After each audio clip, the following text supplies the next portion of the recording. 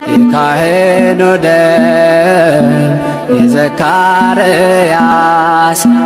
በስመ አብ ወወልድ ወመንፈስ ቅዱስ አሐዱ አምላክ አሜን። ዛሬ ደግሞ በአዲስ ርዕስ ተገናኝተናል። ይሄውም በዮሐንስ ራእይ ምዕራፍ 2 እና 3 በምናገኘው የመጽሐፍ ቅዱስ ክፍል ውስጥ 7 የተለያዩ መልእክት የተጻፈላቸው አብያተ ክርስቲያናትን እናገኛለን።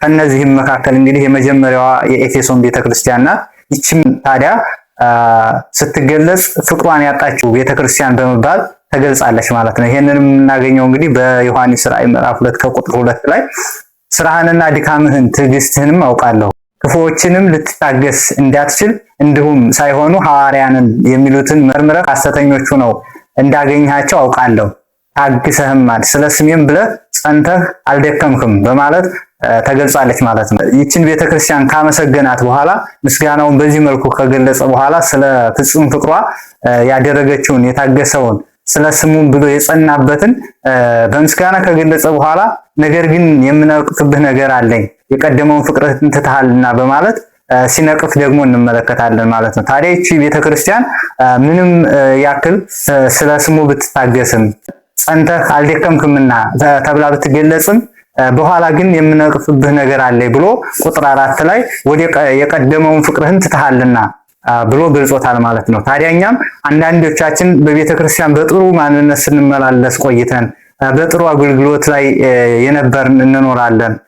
ጥሩ መንፈሳዊ ሕይወት የነበረን ቆራቢዎች የነበርን በኋላ ግን ይሄንን የቀደመ ጽናታችንን ትተን የቀደመ ማንነታችንን ወደኋላ ብለን ከፍቅሩ የተለየን በዚህ ዘመን ያለን ሲገልጽ የቀደመውን ፍቅርህን ትተሃልና የምነቅፍብህ ነገር አለኝ በማለት ይገልጻል ማለት ነው። ታዲያ እዚህ ላይ ማስተላለፍ የፈለገው ብዙ መልካም ስራዎች ቢኖሩንም እንኳን ለእግዚአብሔር ያለን የመጀመሪያውን ፍቅር ቅንዓት ከተውን ያንን ወደ ንስሐ ካልመለስ ይሄ ማንነታችን አብሮን የማይዘልቅ ከሆነ የሚያስነቅፈን መሆኑን ሊነግረን ስለፈለገ በዚህ መልእክቱ ይሄንን አይነት ተግሳጽ አስቀምጧል ማለት ነው። ሁለተኛዋ እንግዲህ የሰርምኔስ ቤተክርስቲያን ነች። ይቺ ደግሞ የታመነችና የተወደደችው ቤተክርስቲያን ተብላ ተገልጻለች።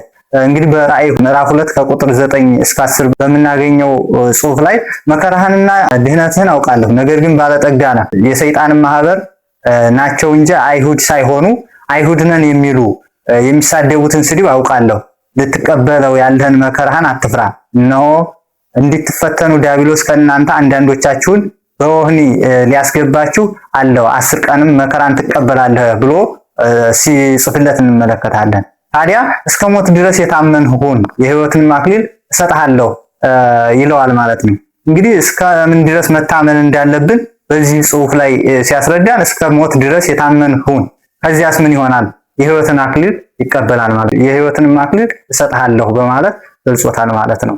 ይሄም ምን ሲያደርግ ነው? እስከ ሞት ድረስ የጸና ሲሆን ይህን ሁሉ መከራ ሲታገስ እንግዲህ ሰይጣን ሊፈትናቸው ሊያሳድዳቸው በወህኒም ሊያስጥላቸው ስለሚፈልግ ታዲያ ይሄንንም ካደረገ በኋላ ይሄም ምንም እንኳን በእነሱ ላይ ቢበዛም ምንም እንኳን መከራ ቢደርስባቸው በወህኒ ቢገቡም እንኳን እስከ ሞት ድረስ የታመነ እንዲሆን በዚህ ጽሑፍ ላይ ገልጾለት እንመለከታለን። ታዲያ ዋነኛው ነገር ምንድነው?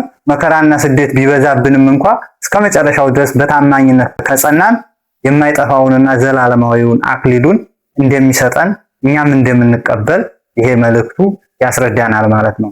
ሶስተኛዋ ቤተክርስቲያን እንግዲህ የጴርጋሞን ቤተክርስቲያን ናት። ይህች ቤተክርስቲያን ታዲያ ከዓለም ጋር የተደባለቀችው ቤተክርስቲያን በመባል ተገልጻለች። በምዕራፍ 2 ከቁጥር 13 እስከ 16 በምናነበው ክፍል ላይ ቁጥር 13 የሰይጣን ዙፋን ባለበት የምትኖርበትን አውቃለሁ፣ ስሜንም ትጠብቃለህ፣ ሰይጣንም በሚኖርበት በእናንተ ዘንድ የተገደለው የታመነውም ምስክሬ አንቲጳስ በነበረበት ዘመን እንኳን ሃይማኖቴን አልካድክም፣ ዳሩ ግን ለጣዖት የታረደውን እንዲበሉና እንዲሴስኑ በእስራኤል ልጆች ፊት ማሰናከያ ሊያኖርባቸው ባላቅን ያስተማረ የበልዓምንም ትምህርት የሚጠብቁ በእነዚያ ከአንተ ጋር ስላሉ የምነቅፍብህ ጥቂት ነገር አለኝ ሲለው እንመለከታለን ማለት ነው።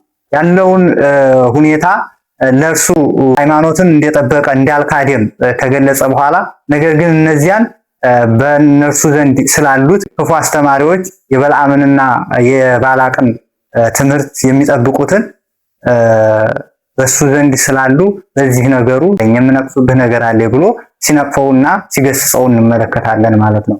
ታዲያ ይሄ ምንድነው? በክፉዎች መካከል ብንኖርም እንኳ ከሐሰተኞች አስተማሪዎችና ከዓለም ኃጢአት መላመድና መደባለቅ መለየት እንዳለብን በዚህ መልእክቱ ያስረዳናል ማለት ነው። ሌላው አራተኛው ቤተክርስቲያን የቲያጥሮን ቤተክርስቲያን ነች። ይቺ ደግሞ ኤልዛቤልን የታገሰችው ቤተክርስቲያን በማለት ተገልጻለች። እንግዲህ በራእይ 2:18 እስከ 23 ላይ ቁጥር 19 ላይ ስራህንና ፍቅርህን እምነትህንም አገልግሎትህንም ትዕግስትህንም ከፊተኛው ስራ ይልቅ የኋለኛው እንዲበዛ አውቃለሁ። ዳሩ ግን ነብይ ነኝ የምትለውን ባሪያዎችንም እንዲሴስኑና ለጣዖት የታረደውን እንዲበሉ የምታስተምረውንና የምታስተውን ያችን ሴት ኤልዛቤልን ስለምትተዋት የምነቅፍብህ ነገር አለ ብሎ ይህንንም የነቀፌታ ቃል ሲናገረው እንሰማለን ማለት ነው። ታዲያ ንስሐም እንድትገባ ጊዜ ሰጠኋት፣ ከዝሙቷም ንስሐ እንድትገባ አልወደደችም። እነሆ በአልጋ ላይ እጥላታለሁ፣ ከእርሷም ጋር የሚያመነዝሩት ከስራዋ ንስሐ ባይገቡ በታላቅ መከራ እጥላቸዋለሁ ብሎ እነርሱንም ጭምር ከእርሷ ጋር የሚያመነዝሩትም ንስሐ ካልገቡ በታላቅ መከራ እንደሚጥላቸው ይናገራል ማለት ነው። ታዲያ ኃጢአትና ክፋት በቸልተኝነት ማለት ምን ያክል መከራ እንደሚያመጣ መታገስ እንደማይገባን ይሄንን እንግዲህ ዛሬ በቤተክርስቲያናችንም ይሁን በሌሎች ዓለማውያን ሰዎች ዝም ብለን በቸልተኝነት የምናልፈው ነገር ዋጋ መከራ እንደሚያመጣብን እኛ ካላደረግነው ብለን የምንተወው በሰዎች ላይ የምንጭነው ነገር እንደሌለ መረዳት አለብን ማለት ነው።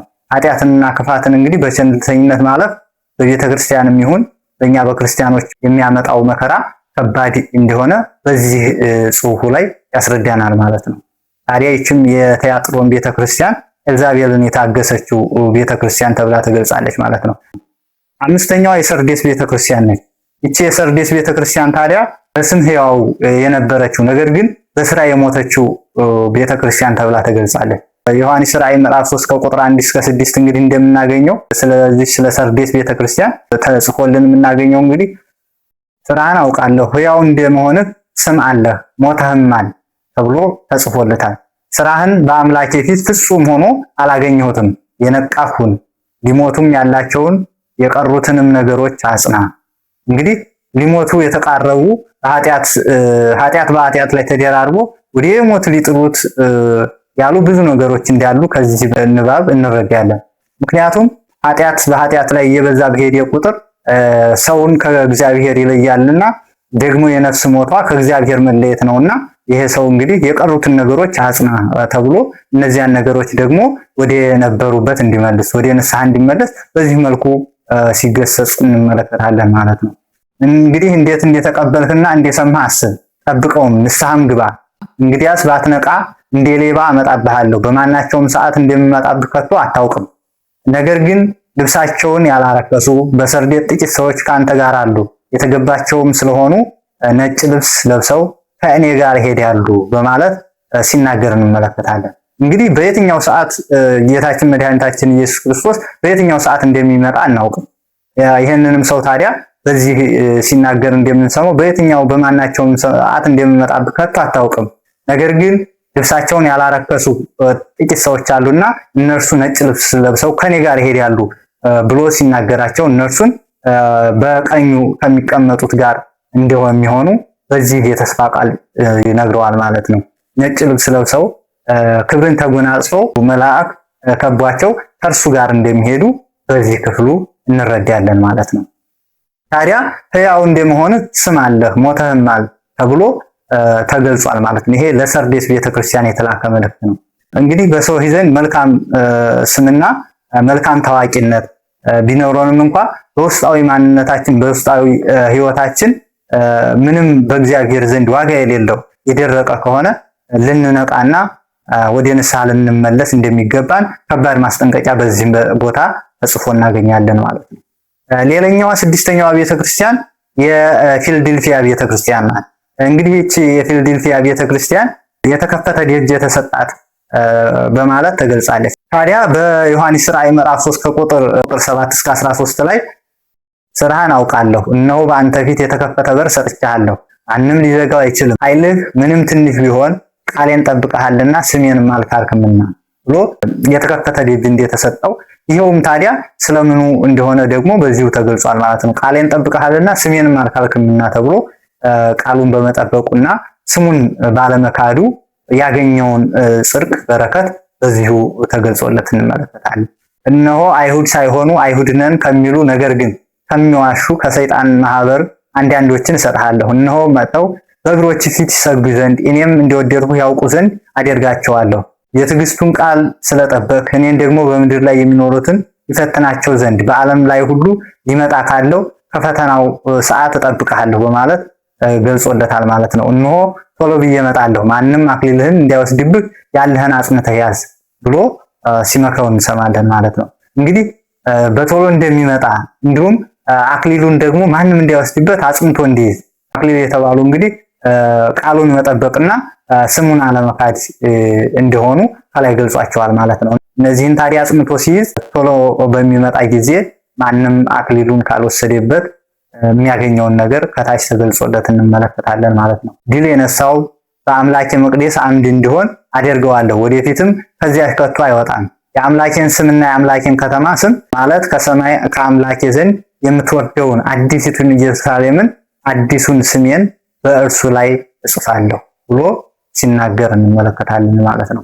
እንግዲህ በቶሎ ከመጣ በኋላ በሰማይ ያለችው በአዲሲቱ ከተማ እርሱም እንደሚወስደው ድል የነሳውን ስሙን የጠበቀውን በአዲሲቱ ከተማ በአዲሲቱ ኢየሩሳሌም በማይጠፋው መቅደስ ውስጥ ከዚያም ከቶ አይወጣም ብሎ እርሱ ላይ ስሙን እንደሚጽፍ ተናግሯል ማለት ነው።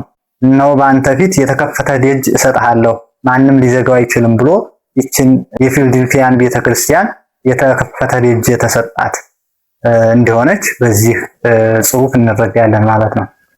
ሌላኛዋ ቤተክርስቲያን እንግዲህ የሎዶቅያ ቤተክርስቲያን ናት። ይቺ ሎዶቅያ ቤተክርስቲያን ታዲያ በራድ ወይም ትኩስ ያልሆነችው ናት። በራእይ 3:15 ጀምሮ እንደምንመለከተው በራድ ወይም ትኩስ እንዳይደለ ስራህን አውቃለሁ፣ በራድ ወይም ትኩስ ብትሆንስ መልካም በሆነ ነበር። እንዲሁ ለብ ስላልህ በራድም ወይም ትኩስ ስላልሆን ከአፌ ልተፋህ ነው በማለት ሲገልጸው እንመለከታለን። ሀብታም ነኝ ባለጠጋ ሆኛለሁ አንድስ እንኳ አያስፈልገኝም የምትል ስለሆን ጎስቋላና ምስኪን ድሃም እውርም የተራቆትክ መሆንህን ስለማታውቅ ተብሎ ተገልጿል ማለት ነው። እንግዲህ በዚህ ዓለም ላይ ሀብታም ነን የሚሉ ባለጠጋ ነን የሚሉ በሀብታቸው የሚመኩ መልካም ስራን የማያደርጉ በሀብታቸው ቢመኩም እንኳ በእግዚአብሔር ዘንድ ግን ጎስቋላ ምስኪን የተራቆቱ መሆናቸውን በዚህ መልኩ ይገልጻቸዋል ማለት ነው። ታዲያ ቁጥር 20 ላይ ምን ይላል? ጌታ ደጃፍ ቆሞ ያንኳኳል፣ ልባችንን ልንከፍትለት ይገባል በማለት ይጨርሰዋል ማለት ነው። እኛም ጌታ ይችን ቀን ሰጥቶን ለዚህ ቀን አድርሶን ልባችንን አልከፈትንምና ጌታ አሁንም እያንኳኳ ስለሆነ ልባችንን ልንከፍት ወደ ንስሐ ሕይወት ልንመለስ ያስፈልገናል ማለት ነው። ታዲያ ከነዚህ ያየናቸው በሰባቱ አብያተ ክርስቲያናት 7 አይነት ባህሪያት ተገልጸዋል። ታዲያ የኛን ሕይወት በእውነትም ልንፈትሽ ያስፈልጋል። እንግዲህ 7ቱ አብያተ ክርስቲያን የተለያየ ማንነት እንዳላቸው እኛም የተለያየ ማንነት አለንና እውነት ራሳችንን ልንፈትሽ ያስፈልጋል። እንደ ኤፌሶን ቤተክርስቲያን የቀደመ ፍቅራችን የጠፋብን ወይስ በመከራ ውስጥና በፈተና ውስጥ ሆነን እንደጸናው እንደታማኙ እንደ ሰርምኔት ቤተክርስቲያን ነን ወይስ ከዓለም የሞራል ዝቅጠት ጋር እንደተደባለቀው እንደ ጴርጋሞን ቤተክርስቲያን ነን ወይስ ትንንሽ ኃጢአቶችን በቸልታ የምናልፍ እንደ ቲያጥሮን ቤተክርስቲያን ነን ወይስ በሰው ፊት ስም ብቻ ያለው በውስጡ ግን የሞተ እንደተባለው እንደ ሰርዴስ ቤተክርስቲያን ነን ወይስ በትንሽ አቅሙ እንደ ጌታ እንደታመነው እንደ ፊልድልፊያ ቤተክርስቲያን ነን ወይስ በምድራዊ ምቾት እንደደነዘዘውና ለብ እንዳለው እንደ ሎዶቅያ ቤተክርስቲያን ነን? ራሳችንን ልንመረምር ልንፈትሽ ያስፈልጋል ማለት ነው። ሰብስክራይብ ማድረግ እንዳይረሳ። የካህኑ ደም የዘካርያስ ዛሬ